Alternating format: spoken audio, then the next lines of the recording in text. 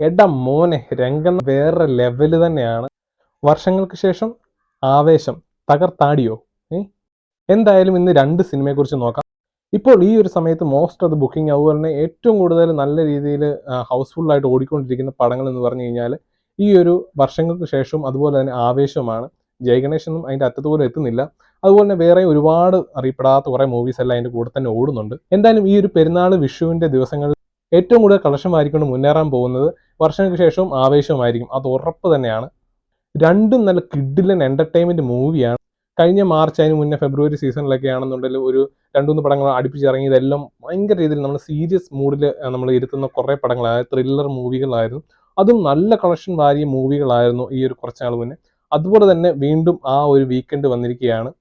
എന്നാൽ ഇപ്രാവശ്യത്തെ സർപ്രൈസ് എന്ന് പറയുന്നത് ത്രില്ലർ മൂവികളല്ല, നല്ല പക്ക എന്റർടൈൻമെന്റ് മൂവികളാണ്. അതായത് നമുക്ക് നല്ല എൻജോയ് ചെയ്ത് കാണാൻ പറ്റിയ മൂവികളാണ് ഈ രണ്ട് മൂവിയും എന്നുള്ളത്.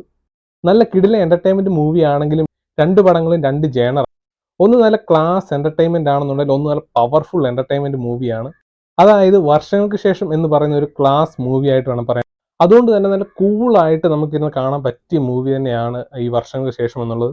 ഈ രണ്ട് മൂവി കമ്പയർ ചെയ്ത് പറയുകയല്ല, ഒരുമിച്ച് ഇറങ്ങിയതുകൊണ്ട് പറയുകയാണ് ഇതിൽ ഏതാണ് ബെസ്റ്റ് എന്ന് നമുക്ക് ഒന്നും കൂടെ കറക്റ്റായിട്ട് നമുക്ക് പറയാൻ സാധിക്കുകയില്ല. കാര്യം രണ്ടും രണ്ട് ജേണറിൽ വരുന്ന ഒരു കിടില എന്റർടൈൻമെന്റ് മൂവിയാണ്. എന്നാൽ നമുക്ക് വർഷങ്ങൾക്ക് ശേഷം എങ്ങനെയുണ്ടെന്നുള്ള കാര്യം പറഞ്ഞുതരാം. വർഷങ്ങൾക്ക് ശേഷം എന്നുള്ളത് വിനീത് ശ്രീനിവാസൻ മൂവിയാണ്. നമുക്ക് അതുകൊണ്ട് തന്നെ അറിയാം ഒരുപാട് നിരാശപ്പെടുത്തുകയില്ല എന്നുള്ളത്. അപ്പോൾ അതുപോലെ തന്നെ ഇതിന്റെ ട്രെയിലർ ആദ്യം കണ്ടപ്പോഴേക്കും ഒരുപാട് ക്രിഞ്ച് സീൻസുകളും അതുപോലെ തന്നെ എന്തോ ഒരു നാടകത്തിന്റെ രീതിയിൽ അങ്ങനെ നമുക്ക് എനിക്കൊരു വലിയ പ്രതീക്ഷയൊന്നും തോന്നിയിരുന്നില്ല ഈ വർഷങ്ങൾക്ക് ശേഷം എന്നുള്ള മൂവി. പക്ഷെ എന്നാൽ പടം തുടങ്ങുന്നത് തന്നെ കുറച്ച് നല്ല കിടില ഒരു എന്റർടൈൻമെന്റ് രീതിയിൽ തന്നെയാണ് മുന്നോട്ട് പോകുന്നത്. നമ്മൾ നല്ല രീതിയിൽ രസിപ്പിച്ചുകൊണ്ട് തന്നെ നമ്മൾ പിടിച്ചിരുത്തുന്ന രീതിയിൽ തന്നെ നല്ല രീതിയിൽ എന്റർടൈൻമെന്റ് ചെയ്താണ് പടം മുന്നോട്ട് പോകുന്നത്. എന്നാൽ പടത്തിന്റെ ഒരു ഫസ്റ്റ് ഹാഫ് വരെയോളം ഇടയ്ക്കൊക്കെ ചെറിയ രീതിയിലുള്ള ലാഗ്, അതുപോലെ തന്നെ വളരെ ഒരു ക്രിഞ്ച് സീൻസുകളൊക്കെ ഉണ്ട്. അത് കണ്ടു കഴിഞ്ഞാൽ എന്തിനാണ് അത് ആഡ് ചെയ്തതെന്ന് നമുക്ക് തോന്നും. കാര്യം അതുപോലെ ആവശ്യമില്ലാത്ത ക്രിഞ്ച് സീൻസുകളൊക്കെ ഉണ്ട്. അതുപോലുള്ള ക്രിഞ്ച് ഡയലോഗുകളും ഈ ഒരു പടത്തിനകത്ത് അവർ ഉൾപ്പെടുത്തിയിട്ടുണ്ട്. അതൊക്കെ അവോയ്ഡ് ചെയ്തിരുന്നതിൽ കുറച്ചുകൂടെ പടത്തെ ഒരു നല്ല നിലവാരത്തിലേക്ക് വേണം എത്തിക്കാമായിരുന്നു. അതുപോലെ തന്നെ ചില സീൻസുകളൊക്കെ ഒരു നാടകത്തിന്റെ രൂപേണ ആ ഒരു രീതിയിലാണ്. ഒരു പഴയ കാലവും അതുപോലെ തന്നെ പുതിയ കാലത്തിലേക്കൊക്കെ സംഭവമാണ് കാണിക്കുന്നത്. ഒരു നരേറ്റ് ചെയ്ത് പോവുകയാണ് മൂവി എന്നുള്ള കഥ പറഞ്ഞു പോവുകയാണ്. അപ്പോൾ ആ ഒരു മൂവിയിൽ നമുക്ക് എന്താ പറയുക, ഒരു ചെറിയൊരു നാടകത്തിന്റെ ഫീലൊക്കെ നമുക്ക് കയറി വരുന്നുണ്ട്. വർഷങ്ങൾക്ക് ശേഷം സിനിമ എന്നാൽ ഒരു സിനിമയ്ക്കുള്ളിലെ സിനിമ എന്ന് തന്നെയാണ്. അതുകൂടാതെ ഒരു ഫ്രണ്ട്ഷിപ്പ്, ആ രണ്ടുപേരുടെ ഫ്രണ്ട്ഷിപ്പിന്റെ ആ ഒരു ബോണ്ടിങ് കാര്യങ്ങളെല്ലാം നല്ല രീതിയിൽ തന്നെ ആ പ്രേക്ഷകരെ കണക്ട് ചെയ്യാനും വിനീത് ശ്രീനിവാസന് സാധിച്ചിട്ടുണ്ട്. കാര്യം ആ ഒരു ഫ്രണ്ട്ഷിപ്പ് ബോണ്ടിങ് നല്ല രീതിയിൽ ആദ്യം തുടക്കം മുതൽ അവസാനം വരെയുള്ള ആ ഒരു ബോണ്ടിങ് നല്ല രീതിയിൽ കാണിക്കുന്നുണ്ട്. അതുപോലെ തന്നെ അവർ തമ്മിലുള്ള ആ ഒരു തമാശയും അവർ തമ്മിലുള്ള ആ ഒരു ഡയലോഗ്സ് ഒക്കെ അടിപൊളി തന്നെയാണ്. അതുപോലെ തന്നെ എടുത്തു പറയേണ്ടത് ഇതിനകത്ത് ധ്യാൻ ശ്രീനിവാസന്റെയും പ്രണവ് മോഹൻലാലിന്റെ ആ ഒരു പ്രകടനമൊക്കെയാണ്. അവരുടെ ഇതിനു മുമ്പുള്ള സിനിമകളൊക്കെ വെച്ച് നോക്കുമ്പോഴേക്കും നമ്മൾ ആ ഒരു ലെവലിലുള്ള എക്സ്പെക്ടേഷൻ മാത്രമാണ് നമ്മൾ കണ്ടുകൊണ്ട് പോയത്. എന്നാൽ അവർ അതിലും ഞെട്ടിച്ചു എന്ന് വേണം പറയാണ്ട്. കാര്യം ഒരു തരത്തിലുള്ള ഓവർ ആക്ടിങ്ങോ കാര്യങ്ങളോ ഒന്നും ഇതിൻ്റെ അകത്ത് ഉൾപ്പെടുത്താതെ തന്നെ നല്ല പക്ക പെർഫെക്റ്റ് ആയിട്ട് തന്നെ അവരിത് ഈ ഒരു സിനിമയിൽ അവർ മെയിൻറ്റെയിൻ ചെയ്തു എന്നുള്ളതാണ്. അതുപോലെ നമുക്കൊരിക്കലും അവരുടെ ഒരു അഭിനയം മോശമായി പോയി എന്ന് നമുക്ക് തോന്നിയിരിക്കുക. അതുപോലെ നല്ല പെർഫെക്റ്റ് ആയിട്ട് തന്നെ അവർ അവരുടെ പ്രകടനം എല്ലാം കാഴ്ചവെച്ചിട്ടുണ്ട്. അതുപോലെ തന്നെ സിനിമയ്ക്കുള്ളിലെ സിനിമയെ കാണിക്കുന്ന കുറച്ച് സോങ്സും BGM ഒക്കെ ഉണ്ട്. അത് അടിപൊളി തന്നെയാണ്. ആ ഒരു നമുക്ക് ഈ ഒരു സിനിമയിലൂടെ വരുമ്പോഴേക്കും നല്ല അടിപൊളി തന്നെയാണ്. നമുക്ക് വീണ്ടും വീണ്ടും കേൾക്കാനായിട്ടൊക്കെ തോന്നുന്ന തരത്തിലുള്ള കിടില സോങ്സ് ഒക്കെ ഈ ഒരു പടത്തിലുമുണ്ട്. അതുപോലെ തന്നെ വിനീത് ശ്രീനിവാസനും നിവിൻ പോളിക്കും ചെറിയ വേഷമേ ഉള്ളൂ. നിവിൻ പോളിയാണ് ശരിക്കും പറഞ്ഞ ഒരു കംബാക്ക് നടത്തി എന്ന് പറയാണ്ട്. എനിക്ക് അതിൽ ഏറ്റവും ഇഷ്ടപ്പെട്ട ആ ഒരു കഥാപാത്രം എന്നുള്ളത് നിവിൻ പോളിയുടെ തന്നെയാണ്.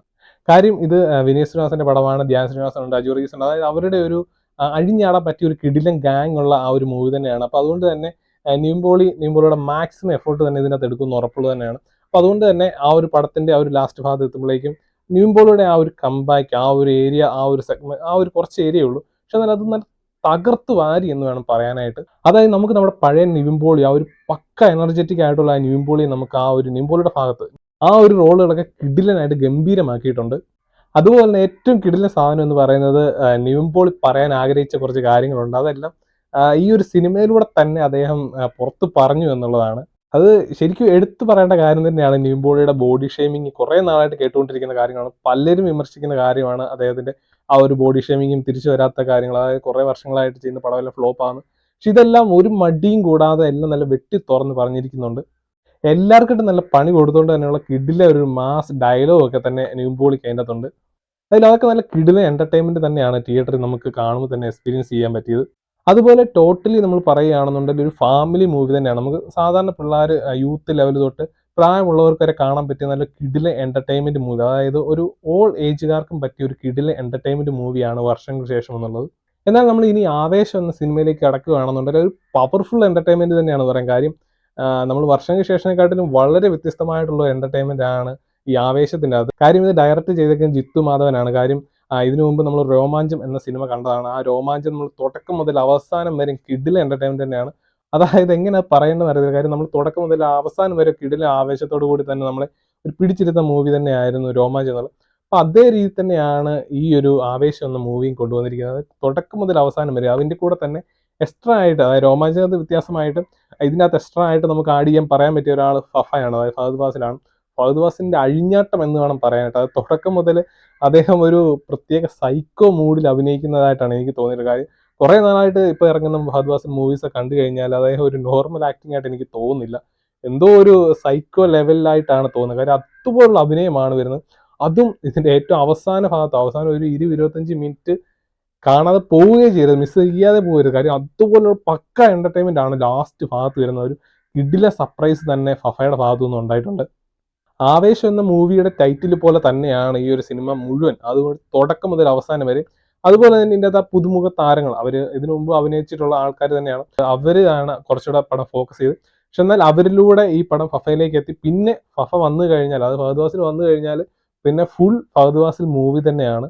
ഇതിന്റെ എഡിറ്റിങ്ങും മേക്കിങ്ങും എന്ന് പറഞ്ഞു കഴിഞ്ഞാൽ നമ്മൾ പടം വെറുതെ നമ്മൾ ഇരുന്ന് കൊടുത്താൽ മതി, നമ്മളങ്ങ് പക്ക നമ്മളെ എന്റർടൈൻമെന്റ് ആക്കി നമ്മളെ കൊണ്ടുപോകും. കാര്യം രോമാഞ്ചം ഇതുപോലെ തന്നെ, ആ രോമാഞ്ചത്തിന്റെ അതേ ഒരു സ്റ്റൈലിൽ തന്നെയാണ് ഈ ഒരു ആവേശം എന്ന മൂവിയും. എന്നാൽ രോമാഞ്ചത്തിനെക്കാട്ടിലും കുറച്ചുകൂടി ഒരു ഹൈ ലെവലിലേക്ക് ഈ ഒരു ആവേശം എന്ന മൂവി എത്തിയിട്ടുണ്ട്. കാര്യം ആ ഒരു കാസ്റ്റിങ്ങിന്റെ തന്നെ പ്രത്യേകതയായിരിക്കും. പിന്നെ സജിൻ ഗോപുവിന്റെ ഒക്കെ കാസ്റ്റിംഗ് അടിപൊളി തന്നെയാണ്. അതുപോലെ കുറെ മാസ് സീൻസുകളും മാസ് സ്റ്റണ്ട് സീനുകളൊക്കെ ഉണ്ട്. നല്ല കിടിലൻ തന്നെയാണ്. അതായത് ലാസ്റ്റ്, അതായത് സസ്പെൻസ് ഞാൻ പറയുന്നില്ല, അത് നിങ്ങൾ കണ്ടു തന്നെ മനസ്സിലാക്കേണ്ടതാണ്. കുറെ മാസ് സീനുകളൊക്കെ ഉണ്ട്. അത് മാസ് സീനുകൾക്ക് ഇടയ്ക്ക് വരുന്ന കുറെ കോമഡി ഐറ്റം ഉണ്ട്. അതാണ് സ്റ്റണ്ടുകൾക്ക് ഇടയ്ക്ക് പോലും ആ ഓരോ ഫൈറ്റ് സീൻസിന് ഇടയ്ക്ക് വരുന്ന കോമഡി സീൻസിലൊക്കെ വളരെ വളരെ കോമഡി എന്റർടൈൻമെന്റ് തന്നെയാണ്. പിന്നെ ഈ പടത്തിന്റെ തുടക്കം മുതൽ അവസാനം വരെ ഇതിന്റെ ജീവൻ എന്ന് പറയുന്നത് ഇതിന്റെ BGM-ഉം ആ ഒരു ബാക്ക്ഗ്രൗണ്ട് സ്കോറുമാണ്. ഒരു രക്ഷയുമില്ല. കാര്യം തിയേറ്ററൊക്കെ ഇരുന്ന് കുലുങ്ങുന്ന ആ ഒരു എഫക്റ്റ് തുടക്കം മുതൽ അവസാനം വരെ ഇടയ്ക്ക് പോലും വലിയ ഗ്യാപ്പ് ഉണ്ടെന്ന് എനിക്ക് തോന്നുന്നില്ല. കാര്യം അതുപോലെ തുടരെ തുടരെ ഓരോ BGM ഇങ്ങനെ വന്നുകൊണ്ടിരിക്കുകയാണ്. അത് കിടില സാധനങ്ങളാണ്. അതായത് പടത്തെ ശരിക്കും പറഞ്ഞ ആ ഒരു എനർജറ്റിക് ലെവലിലേക്ക് എത്തിക്കുന്നത് ഈ ഒരു BGM തന്നെയാണ്. അതിന് ആ ഒരു കിടിലും BGM-ഉം കാര്യം ബാക്ക്ഗ്രൗണ്ട് സ്കോറൊക്കെ മികച്ചത് തന്നെയാണ്. അപ്പൊ അത് നൽകിയ സുഷിഷാമിന് ഒരു കൈയ്യടി തന്നെ കൊടുക്കേണ്ടി വരും. പിന്നെ വളരെ മികച്ചത് തന്നെയാണ്. ഈ ഒരു പടത്തിന് ആ ഒരു ലെവലിലേക്ക് എത്തിക്കണം എന്നുള്ളത്, ആ ഒരു എനർജറ്റിക് ലെവലിലേക്ക് എത്തിക്കണം എന്നുള്ളത് വളരെ മികച്ചത് തന്നെയാണ്. അതുപോലെ പക്ക നല്ല കിടിലൻ ഡയറക്ഷനും സിനിമാറ്റോഗ്രാഫിയും ഒക്കെ നല്ല കിടിലനായിട്ട് തന്നെയാണ് ചെയ്തിരിക്കുന്നത്. നമുക്ക് അങ്ങനെ ഒരു മോശം ഭാഗമൊന്നും ഇപ്പം പറയാൻ പറ്റത്തില്ല. കാര്യം വയലൻസ് കാര്യങ്ങളൊക്കെ ഉള്ള ഒരു മൂവി തന്നെയാണ്. ആ യൂത്തിന്റെ മൂവി എന്ന് വേണം പറയാനായിട്ട്. യൂത്തിന്, എല്ലാവരും വയലൻസിന്റെ അല്ല പറയുന്നത്, എന്നാൽ പോലും എന്നാൽ ഒരു യൂത്ത് ലെവലിലേക്ക് ഇഷ്ടപ്പെടുന്ന ഒരു മൂവിയാണ്. ഒരു ഫാമിലി മൂവിയായിട്ട് എനിക്ക് തോന്നുന്നില്ല. ഒരു യൂത്ത് ലെവലിലേക്ക് ആ ഒരു ഏജുകാർക്ക് പറ്റി കിട്ടില്ല മൂവി, അവരെ ഒരു മാസ് ഓഡിയൻസ് ആയിട്ട് കണ്ടുകൊണ്ട് ഇറക്കിയ ഒരു മൂവി ആയിട്ടാണ് എനിക്ക് തോന്നുന്നത്. ഈ ഒരു പടത്തിന്റെ മെയിൻ ഐറ്റം എന്നുള്ളത് ഫഹദ് ഫാസിലിന്റെ ആ ഒരു എക്സ്ട്രാ ഓർഡിനറി പെർഫോമൻസ് തന്നെയാണ്. അതായത് ഒരു രക്ഷയുമില്ലാത്ത ഒരു പെർഫോമൻസ് ആണ്.